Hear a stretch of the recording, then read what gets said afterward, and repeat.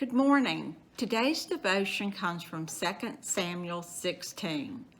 When we last saw David, he was fleeing Jerusalem because his son Absalom had staged a coup. As David is crossing over the mountains, he runs into Ziba. Ziba is the servant of Mephibosheth, who is the son of Jonathan. And if you remember, David had promised to take care of Jonathan's son. Ziba is feeding Jonathan lies as he tells him that Mephibosheth is planning to take over the throne when Absalom and David destroy each other.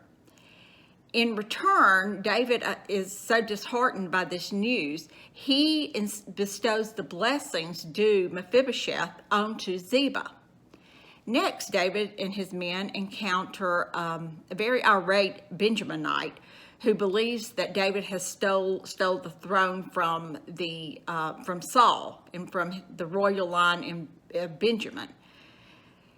Even though he's hurling insults and stones at David, David chooses not to retaliate, and he travels on. Meanwhile, in Jerusalem, Absalom is seeking advice from two men. One of the men is someone that David has planted in Absalom's inside circle to get the inside scoop. The other man turns out to be the grandfather of Bathsheba, who used to be David's trusted advisor, but went over to Absalom.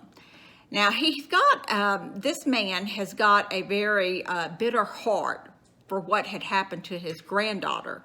So he advises Absalom to sleep with all of David's concubines.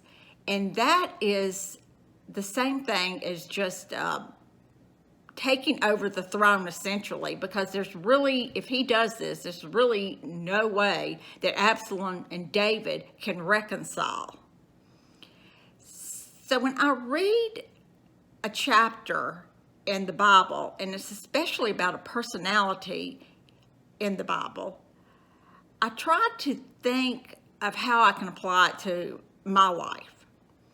And we have the benefit of seeing these personalities and what was going on and the problems they had and their decisions and then the results of those decisions.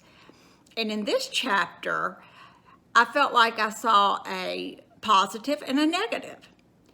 Now, the negative was definitely in Bathsheba's grandfather, who sowed a seed of bitterness years before and has let it grow in his heart all these years. And it didn't matter to him who he destroyed. He wanted to get revenge against David. And he was willing to destroy Absalom, David, and a lot of innocent people. The positive I saw was David and David's heart. Even though he is reaping the consequences of actions that were sinful in the years before, and he realizes that, his heart remains loyal to God, as he realizes the throne is not his to keep or to give or to protect, but it is the Lord's. I hope everyone has a good day. Thank you.